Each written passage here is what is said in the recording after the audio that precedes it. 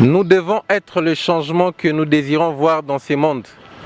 Mahatma Gandhi, mesdames, messieurs, très heureux d'être avec vous pour le compte bien sûr de cette émission dénommée Web Entrepreneuriat, une émission consacrée à la promotion des entrepreneurs congolais, une émission consacrée à la culture entrepreneuriale, mesdames, messieurs. Alors aujourd'hui, spécialement et exclusivement, nous allons recevoir pour vous un expert. Je dis expert parce que je lui connais à fond, mesdames, messieurs. Nous allons parler avec lui de réforme numérique en RDC. Nous allons parler avec lui de mise à jour informatique en RDC. Il s'appelle Monsieur Judex, à qui je vais rapidement dire bonsoir, Monsieur Judex. Bonsoir, monsieur. Alors, vous êtes Monsieur Judex Mampa. Vous êtes expert dans le développement numérique. Alors, vous avez plusieurs propositions à faire au système congolais. Alors, vous êtes notre invité du Web Entrepreneuriat. Bienvenue à vous. Merci. Alors, la RDC a vraiment besoin de réformes numériques actuellement. Oui, les réformes, c'est à vie, comme on dit, dans une structure. Et la RDC, vu son taux de pénétration faible en numérique, la RDC a besoin de boosters. On ne parlait même pas des réformes, il faut vraiment booster la pénétration numérique du pays. Il faut booster la pénétration numérique. Alors, aujourd'hui, on va parler de réformes numériques au sein des institutions de la République démocratique du Congo. Nous allons parler de la présidence. Quelles sont les réformes numériques qu'on peut apporter à la présidence de la République, à l'Assemblée nationale, au Sénat, et on va prendre aussi d'autres secteurs, la police et l'armée congolaise. Alors, je ne sais pas si notre système informatique est vulnérable. Vous êtes expert, vous allez tantôt nous expliquer. Alors, parlez-nous un tout petit peu de réformes numériques que nous pouvons apporter dans l'institution qu'on appelle la présidence. Bon, je vois d'abord, quand on parle de réformes, il faut qu'il y ait déjà un système et on réforme ce système-là. Or, actuellement, à ma connaissance, le pays n'a pas un plan numérique. C'est ça le problème. Le pays n'a pas de plan numérique. Le pays n'a pas ça. Je n'ai pas les sites, il faut aller consulter pour voir, il y a un problème. Donc, il faut vraiment s'asseoir, voir les systèmes qui existaient déjà. Il y a des pays qui ont évolué. Je prends l'exemple de l'Estonie. Aujourd'hui, quand vous êtes à l'Estonie, tout s'est fait en ligne. Même la carte d'identité, tu peux l'obtenir pour les citoyens estoniens en état chez toi. Donc, pour le cas de la RDC, on doit avoir un système national, une plateforme nationale. Sur cette plateforme-là, on a besoin d'un fichier unique. Vous voulez avoir le registre des nations, vous allez dans la page web. Et sur cette page web-là, vous aurez des extensions pour les services d'état civil, pour les services économiques, pour l'éducation nationale. C'est tous ces systèmes uniques qu'il faut arriver. Jusqu'aujourd'hui, nous avons des systèmes un peu disparates. Aujourd'hui, nous avons des systèmes disparates. Chaque institution essaye de faire le mieux qu'il peut. Vous avez à la présidence, vous avez à la primature, mais il n'y a pas un gateway, il n'y a pas un lien qui unit toutes ces histoires-là. C'est pourquoi nous, on propose qu'on ait une plateforme nationale et sur cette plateforme-là, vous allez retrouver tous les systèmes et ça demande du travail. Il faut l'étaler en temps et il faut qu'il y ait aussi un monitoring. Et le monitoring, là, ça sera des sites web où il y aura aussi des mouvements qui vont suivre. On s'est dit, dans 10 ans, on va atteindre... un site web. Oui, je ne suis pas contre. La présidence a un site web. Je ne sais pas, tu peux faire un exemple d'écrire sur le site web, tu vois les contacts, tu les réécris, ils vont te répondre dans combien de temps. Tu as besoin des données chiffrées de la présidence de la RDC. Tu peux aller sur Google, tu tapes. Quelles données par exemple? Je donne l'effectif, le personnel. Ça, ils ne vont pas retrouver ça. C'est un problème. C'est tout ce qu'on est en train de dire. Aujourd'hui, si tu veux avoir le nombre de naissances, tu vas sur Google, tu tapes nombre de naissances par habitant en RDC. Ça n'existe pas. Parce que le moteur de recherche, qu'est-ce qu'ils font? Quand vous tapez un thème, il va rechercher sur les plateformes existantes pour vous donner les résultats. Il propose des résultats. Mais si vous n'avez pas de plateforme, vous ne mettez pas à jour vos données, comment est-ce qu'on aura accès Mais vu que vous parlez de plateformes et de données, on a assisté pendant la Covid des vidéoconférences avec le chef de l'État. Vous en tant qu'expert, comment vous avez trouvé cette technicité avec la vidéoconférence? C'est une avancée qu'il faut améliorer. Je vous parle, aujourd'hui, nous avons des écrans connectés. On a vu des vidéoconférences avec des câbles par-ci par-là. On peut bien faire améliorer. Le chef de l'État, on l'a mis avec des câbles, une technologie archaïque. On fonctionne avec des histoires, je parle des Jabra Speak. De quoi? Jabra Speak. C'est un kit pour la vidéo et la audioconférence. Cette histoire-là se connecte sur votre PC par Bluetooth ou sur votre téléphone ou un écran connecté. Vous présentez à la caméra? Oui. Vous placez ça, ça prend 10 mètres fois 10 mètres l'espace. Donc vous pouvez parler sans vous approcher, vous êtes à l'aise. Là, un peu pour ce qui est de la partie aisance. Ça c'est intéressant. Donc le chef de l'État manquait cette occasion alors? Oui, ça c'est moi qui le dis. Parce que vous êtes technicien, vous êtes informaticien, expert dans les domaines numériques. Parce que la technologie qu'on a vue avec la vidéoconférence, ça n'a pas sécurisé même la vie du chef de l'État, avec des câbles partout. Alors vous amenez une connexion Wi-Fi, si on peut dire. C'est la réalité du pays. Actuellement, on fait comme on veut. Mais il y a aussi la partie sécurité. C'est là où on doit une vidéoconférence nationale, sécurisée et cryptée.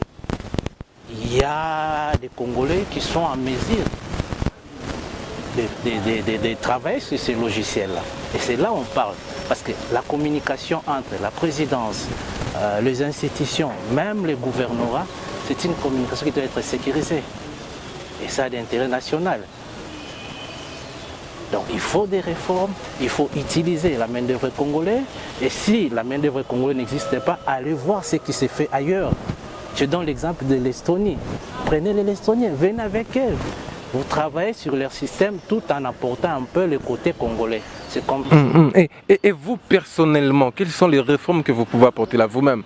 Avec vos contacts, est-ce que si aujourd'hui les chefs de l'État faisaient appel à vous, à votre expertise, parce que vous êtes tellement calé dans le domaine numérique, si vous appelez par exemple pour mettre à jour le système informatique de la présidence, quelles sont les réformes que vous allez commencer? Non, ce que moi je peux dire, c'est au niveau de la sécurité. C'est-à-dire quand les chefs de l'État parlent avec la vidéoconférence, il n'est pas d'abord sécurisé. Je ne maîtrise pas ces systèmes-là parce que je crois jusque-là on utilise des plateformes free comme Zoom, Webex et tout ça. Mais il y a la possibilité d'avoir une plateforme nationale conçue par les Congolais. Avec une sécurité à nous. Voilà, c'est par là on va. Et aussi avoir un programme national numérique, un monitoring. Donc les chefs de l'État pouvaient s'en passer des câbles et utiliser seulement ces matériels. Vous utilisez cette caméra ici. Présente Caméra. Oui. Ça s'appelle C'est une caméra, un webcam, à 360 degrés. Donc ça peut tourner à 360. Donc je peux mettre ça et puis je parle calmement. Vous êtes à l'aise et ça ne coûte pas de la fortune. Les gens qui nous suivent ne vous connaissent peut-être pas. Nous, on a la chance de vous connaître. Vous avez marqué vos empreintes au Bénin. Est-ce que vous pouvez un tout petit peu nous parler de M. Jidex, votre parcours numérique, si possible? Oui, merci pour l'option du Bénin. Je travaillais dernièrement, j'ai fourni des équipements, les structures des eaux, des gestions des eaux et des distributions des eaux.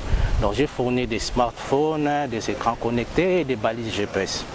Mais la plateforme qu'on a utilisée au Bénin, parce que selon l'objectif est d'avoir 100% du taux de pénétration des dessertes à nous en milieu rural. D'ici 2022, ils vont atteindre ça. Vu la plateforme et les équipements qu'on les a donnés, parce qu'ils ont un monitoring. Dans chaque ministère, vous avez ces écrans connectés qui suivent tous ces balises qu'on a installées, toutes ces histoires-là. Mais je reviens maintenant sur l'expérience du Bénin. La plateforme utilisée par une structure qu'on appelle Manobi, qui a travaillé ici au Congo, il a utilisé l'expérience congolaise en système de eau parce qu'il a travaillé avec la régie des eaux. Tout ce qu'il a appris à la régie des eaux, les termes techniques, les défauts qu'il y avait là, il a amélioré ça et aujourd'hui il le vend au Bénin.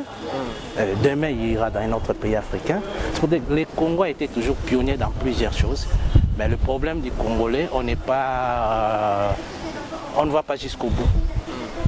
Un échec pour nous c'est un découragement, on se décourage. Et ils ont récupéré ça. Ils ont utilisé ça au Bénin. Et si vous allez au Bénin, vous allez voir. Et au Bénin, on vous a fait confiance, vous avez boosté le numérique du Bénin. Mais qu'est-ce que vous attendez pour faire la même chose ici aussi? Moi, je fournis au Bénin tout ce qui est équipement. Hein, pour équipement de support de la plateforme. C'est un pays qui évolue déjà bien en termes de numérique, bien avant nous, parce que j'ai vu même, ils ont fait appel aux Estoniens. Donc c'est vraiment un problème que leur président travaille pour que le Bénin soit... Leur président s'implique. Mais vous dites ici une chose très forte, que nous n'avons pas des plans nationaux pour les développements numériques. Mais M. Dominique Migisha, qui est le conseiller spécial du chef de l'État, je ne sais pas si vous connaissez, vous avez entendu parler, ils ont mis en place un plan national numérique. Oui, il y a eu un forum, mais je dis qu'on ne met pas un plan national numérique dans une année. Il faut travailler. Il y a d'abord l'étape du terrain, du bureau, où vous devez avoir des experts en réseau, en SGBD, en VDI. Tous les experts vont travailler pour voir déjà les plans existants d'autres pays et l'adapter aux conditions du Congo. Et ce plan-là doit être accessible à tout le monde. On doit vulgariser ce plan-là dans les écoles, dans nos églises, dans l'administration, parce que c'est toutes ces structures-là qui souffrent du déficit de numérisation. C'est ça le grand problème du Congo. Exact, c'est ça le grand problème du Congo. Alors, vu que vous parlez aussi des écoles, de l'éducation, mais est-ce que les numériques peuvent impacter l'éducation de la RDC? Et comment? Oui, ça peut améliorer.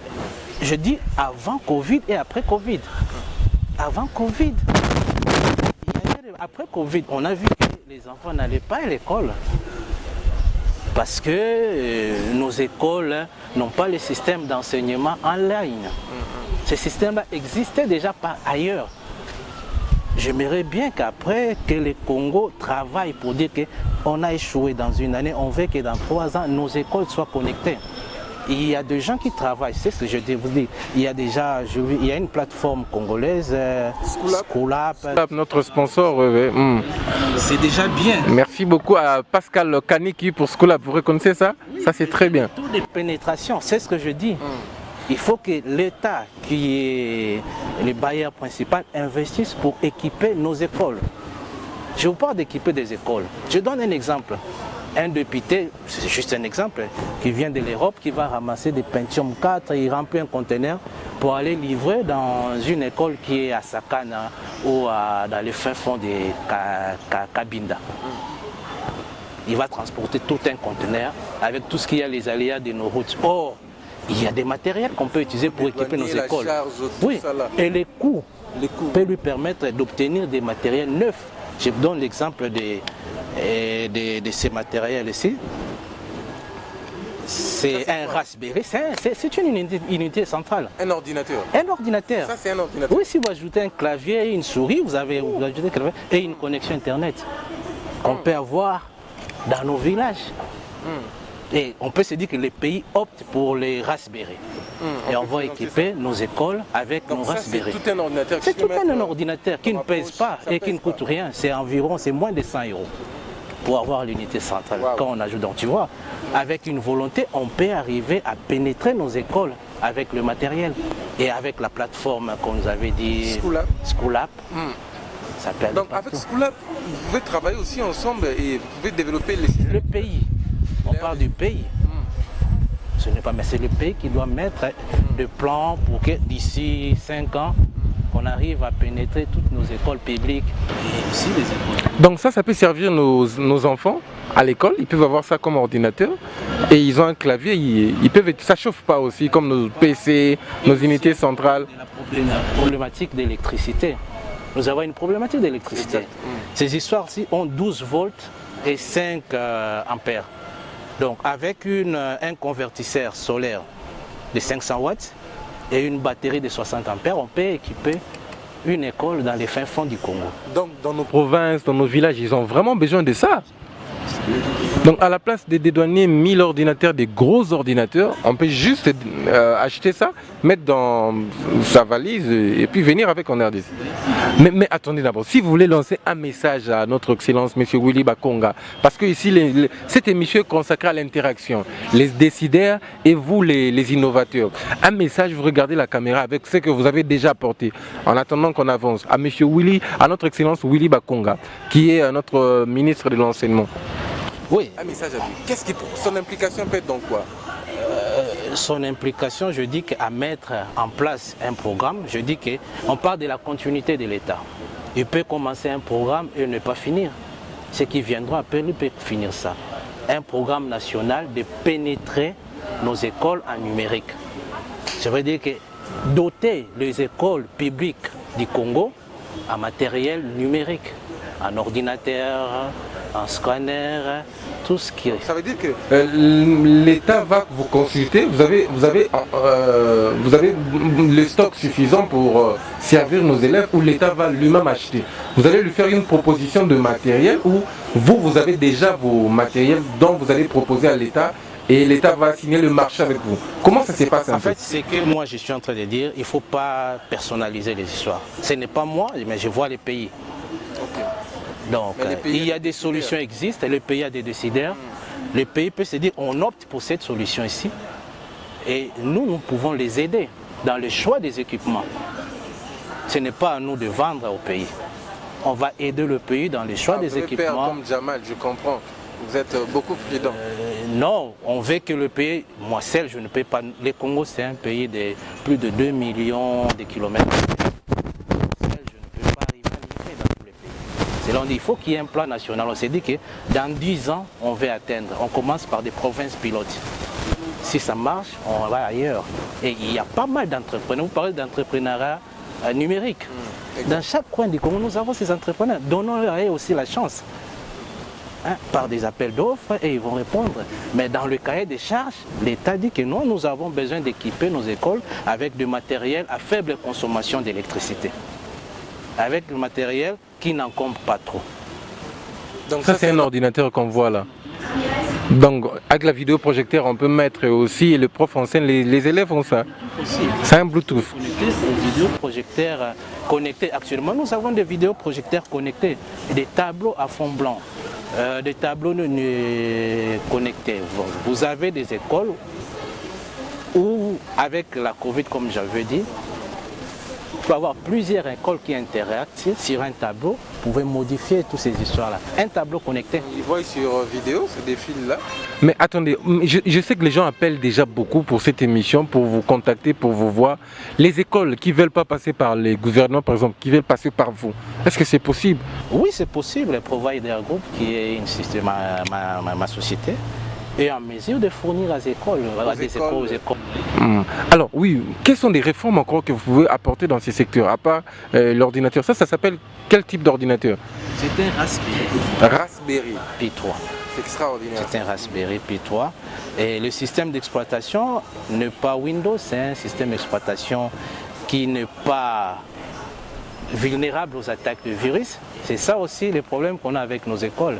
Vous êtes dans un village, vous n'avez pas une connexion Internet et vous ne bénéficiez pas de mise à jour. Vous êtes vulnérable au virus. Mais ça, vous n'êtes pas vulnérable aux attaques de virus. C'est quel système d'exploitation? C'est les Raspberry. C'est son système à lui-même. C'est son système. Vous avez un navigateur Mozilla, vous avez un tableur. Vous aussi d'autres systèmes d'exploitation, oui. Linux, Windows. Oui, c'est possible, c'est possible. Donc c'est comme tous les autres ordinateurs. C'est une unité centrale. C'est une unité centrale, mais ça c'est très bien. Donc ils peuvent installer notre système d'exploitation. Bon, quand vous parlez de votre système intégré ici, qui est les Raspberry, mais il faut une formation aussi pour la maîtrise de l'environnement de Raspberry. Pas vraiment. Quelqu'un qui manipule déjà un Windows ou un Mac peut facilement l'utiliser. Ok, il peut facilement utiliser ça, c'est très bien. Mais vu que nous parlons des réformes dans des secteurs, là vous êtes dans les secteurs éducatifs. Alors, on peut prendre aussi un autre secteur qui est important pour la RDC, l'armée et la police. Est-ce qu'aujourd'hui on a un phénomène qu'on appelle le Kuluna? Est-ce que grâce aux vidéosurveillances, on peut arriver à tracer les coulonneurs, les criminels justement? Oui, C'est possible avec le numérique. Il y a des drones maintenant. Vous avez des drones qui ont 4 heures d'autonomie. Le pays peut avoir un pipeline de drones pour surveiller le pays et surveiller l'espace géographique du Congo. Et dans ça, à la police ou à l'armée, vous aurez un centre national qui est connecté où vous avez les données de ces drones-là à temps réel. Vous pouvez prendre aussi une décision. Donc c'est faisable. Non, une décision, vous dites des Koulouna, qui sont à mais les drones voient ce qui est là. Vous avez facilement, qu'est-ce qu'ils ont comme armes blanches, comme ils sont à nombre de combien, on peut facilement planifier une opération de la police pour aller traquer. Mais à l'époque de Kabyle, on a lancé avec des vidéos, surveillance partout au boulevard. Ça n'a jamais fonctionné, ça? C'est ça le problème du Congo, c'est ce que je dis. Il faut vraiment, comme on dit, parler sur ça. Nous commençons avec les réformes, on ne va pas jusqu'au bout. C'était un bon projet. Vous avez même, je crois, il y a un centre opérationnel qui ne sont pas utilisés. Et aussi, je dis, vous avez lancé ça en 2006 ou en 2010. En 2015, il y a eu déjà des mises à jour de vos logiciels. Est-ce que vous avez fait des mises à jour des logiciels? C'est ça aussi le problème, la continuité de l'action. C'est ça le défaut du Congo. C'est là où je disais, il faut qu'il y ait un moniteur national, n'importe qui peut y accéder pour apporter des critiques sur les réformes qu'on est en train de faire, sur le secteur audiovisuel, sur le secteur de l'enseignement, sur le secteur de l'état civil. Tout ça, il faut qu'il y ait un moniteur national qui vous donne, non, sur tel secteur, on avait dit qu'on va atteindre dans 10 ans ou dans 5 ans 30%. Mais au jour d'aujourd'hui, on est à 15%. Il faut qu'il y ait un moniteur. Donc ce que vous dites, c'est tellement important, même pour la guerre à l'Est. Quand on a ces moniteurs, on a la vidéosurveillance, on peut connaître qui a attaqué la RDC. Oui, pour la guerre à l'Est, je vous ai dit dernièrement, je cite un exemple, je crois en 2010, il y avait un conflit entre le Congo, que les troupes rwandaises sont entrées, les troupes rwandaises ne sont pas entrées, là, tout ça. Mais avec les drones qui surveillent votre frontière, avec les capteurs qu'on installe dans nos frontières, on sait que on ne peut pas installer partout. Dans des points sensibles, vous installez des capteurs avec mouvement humain. Quand il y a pénétration, à partir d'ici, déjà, vous êtes en train de voir. Il y a des bips qui vous indiquent qu'il y a des photos qui peuvent prendre aussi. Donc, facilement, avec vos photos et des coordonnées GPS, vous pouvez arriver à la conclusion. De même notre armée, c'est la numérisation, les avancées numériques. L'armée, c'est le meilleur exploitant de la numérisation. Aujourd'hui, on parle des GPS. Le GPS, ça a commencé avec l'armée. Et après, ils ont donné l'accès aux civils. L'armée est le grand bénéficiaire. Mais il y a une grande question que j'aimerais vous poser, je ne sais pas si vous allez répondre, mais j'aimerais que vous puissiez répondre. On dit que les serveurs vu que vous parlez de la donnée, tout ce qu'on va filmer avec la vidéosurveillance doit aller dans un serveur. Mais on dit que la RDC n'a pas de serveurs propres à lui-même, à elle-même. Est-ce que c'est vrai que nous n'avons pas de serveurs à nous? Je ne peux pas répondre par l'affirmatif, parce que je connais des entreprises privées, si je peux les citer ici, globales, qui offrent l'espace de stockage. Il y a la Société nationale aussi qui essaye. Il y a la Poste. La Poste est là, tout ça. Mais ce n'est pas vraiment un problème. Je vous donne un exemple. En Afrique du Sud, vous avez tout un quartier. Toutes les entreprises n'ont pas leur sauvegarde. Ils vont le faire sur le privé. Donc c'est ce côté qu'on n'a pas encore vu se développer au Congo. Vous avez un opérateur qui crée un espace de stockage qui fait appel au privé pour aller stocker leurs données sécurisées. Allez-y. Donc c'est un aspect où il faut travailler, il faut qu'il y ait des réformes, c'est là où on dit. Il faut qu'il y ait un plan national où on se dit qu'on veut atteindre X. Il faut qu'il y ait un plan national, ça c'est très bien. Les serveurs, vous n'avez pas totalement répondu à la question. Si mon réalisateur Reveil coupe un peu, m'aider à me prendre, ce serait une bonne chose. Reveil, si tu peux m'aider à me prendre. Alors, vu qu'on parle de serveurs d'abord, on va aller étape par étape. Vous n'avez pas totalement répondu à la question. Nous avons un serveur, oui ou non? Si on a un serveur en RDC, notre data center se trouve aussi. Le serveur, pourquoi? Je dis que vous allez... serveur de stockage. Non, chaque structure a leur stockage. Chaque structure, je peux prendre la police, ils ont leur intranet.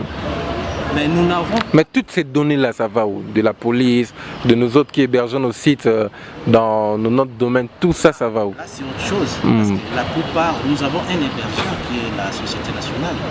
Voilà, tout ça, ils ont leur capacité de stockage. Je ne peux pas dire, mais ce qui est vrai, la plupart de nos sites sont redirigés soit en Europe, soit aux États-Unis. Justement, je voulais que vous en arriviez là. Donc la plupart de nos sites sont redirigés vers l'Europe, les États-Unis. Quand on parle de sites, c'est les bases de données congolaises. Alors ça peut être la base de données de la fonction publique, ça peut être de l'État congolais, ça peut être de la présidence, mais vous ne sentez pas en termes de la sécurité informatique. Nous sommes exposés. Je reviens à ce que je vous disais au début. On doit avoir une plateforme nationale. Sur cette plateforme-là, où vous allez héberger tout le site congolais de l'administration. Avec une sécurité propre aux Congolais et avec un data center qu'on peut installer à Inga. Vous avez facilement accès à la fibre optique et à l'électricité. Mais là où je voulais te répondre, je dis qu'il y a quand même des privés qui ont des data centers ici au Congo. Comme Global et nos télécoms aussi ont des data centers. Oui, nos télécoms ont des data centers. Vous êtes vraiment venu à ce que je voulais vous poser. On dit que les data centers, les serveurs de Vodacom, je sais que vous n'allez pas beaucoup répondre à cette question. Les serveurs de Vodacom se trouvent au Rwanda. Non, c'est faux. Il y a des gens qui vous disaient même pour notre fibre optique, là, tout ça, c'est vraiment faux. Mais en réalité, je peux vous dire aussi Vodacom est une multinationale. Donc rien n'empêche d'avoir leurs serveurs ailleurs. Mais pourquoi au Rwanda? Pourquoi le choix du Rwanda? Parce que la masse de données, c'est pas vrai ce que j'ai dit. On a appris, on aurait dû apprendre. J'ai mis tout au conditionnel que le serveur de Vodacom, le data center, se trouve au Rwanda. Et c'est la donnée, les données congolaises, s'il faudra dire. Moi, je ne parle pas de... Parce qu'on utilise tous Google ou Amazon. Vous savez que les serveurs de Google sont au Luxembourg, aux États-Unis. Donc là, ce n'est pas vraiment un problème de fond. Mais dire que non, le serveur de Vodacom est au Rwanda, je cite le nom, mais ça peut aller être aussi au Maroc ou quelque chose. Dans ce monde-là, c'est celui qui offre mieux. Il ne faut pas oublier que ce sont des commerçants. Ils ont leur budget. S'ils trouvent mieux pour stocker leurs données dans un pays X, il ne faut pas les en vouloir. Si au pays ici, on n'arrive pas à proposer mieux. Non, mais moi, je voulais en arriver en Allemagne. Il y a des lois, pas en Allemagne, dans tous les pays développés, il y a les lois sur la pénétration, sur la sécurité informatique. Est-ce que, ça c'est peut-être pas votre question, c'est à l'État congolais, est-ce que les lois informatiques existent aussi en RDC? C'est là où on parlait des lois organiques, que l'Assemblée nationale, ils doivent faire d'abord des lois et des lois organiques qui doivent accompagner. Est-ce qu'il y a un député ingénieur là-bas? Il existe, hein? Je ne sais pas, mais il peut faire appel aux experts. Ingénieur qui s'entingue, hein? On l'appelle quelque... Non. Lui, il est dans quoi? S'il n'y a pas de député. Lui, il est dans l'électricité. Les lois, ça peut venir de l'Assemblée nationale. Mais est-ce que Daniel Safo peut réfléchir sur des histoires comme ça? Les gouvernements peuvent faire appel aux consultants qui vont dire non, voilà ce qu'on veut atteindre. Il faut qu'il y ait des normes numériques du pays. Jusqu'aujourd'hui, on n'a pas de normes. Ils ont fait un effort pour ce qui est des assurances. Ils sont en train de faire un effort pour ce qui est de la réglementation de la distribution des eaux. Ils doivent faire aussi un effort pour ce qui est de la réglementation numérique. Exact. J'aimerais aussi faire appel à nos députés, le Daniel Safo, le Papa Molière. Ils peuvent réfléchir à des sujets comme ça, ce sera une très très bonne chose. Ils peuvent proposer des lois sur ça. Parce que nous sommes exposés. Je dis ça pourquoi? Parce que c'est hyper important. Imaginez avec la communication. On nous parle aujourd'hui de la 4G. Ça paraît très bien. Mais cette vitesse-là, c'est aussi la vitesse où ils espionnent nos données aussi. Mais qui n'est pas espionné? Vous avez vu le problème de Huawei avec les États-Unis. Nous sommes dans un monde planétaire. Vous devez vous protéger. Vous devez encrypter vos données de bout en bout. C'est ça le problème. Aujourd'hui, si vous allez en Europe, en France, toutes ces entreprises délocalisent leurs services, les call centers qui sont au Maroc, ailleurs, tout ça. Parce que le Maroc propose mieux qu'en France. Vous allez dire que les données de la France sont au Maroc. C'est la loi de l'économie qui me propose mieux. Les entreprises cherchent à faire des bénéfices. Alors, les entreprises me proposent des bénéfices. Alors, le troisième sujet aussi, c'est la TNT, les réformes avec la télévision numérique. Nous sommes à Congo, nous sommes à la télévision. Maintenant là, les chaînes congolaises étaient dans la version, s'il faudra que je dise, analogique. Alors, Actuellement, ils ont basculé dans la télévision numérique. Mais la plupart des chaînes, il y a l'ébullition justement de chaînes TNT qui ont basculé dans le... Non, les chaînes analogiques qui ont basculé dans les TNT. Mais leur système, la régie et les autres sont restés analogiques et parfois même archaïques. Alors, quelles sont les réformes ou des propositions que vous pouvez faire pour ces secteurs? Oui, nous devons avoir un cahier des charges national.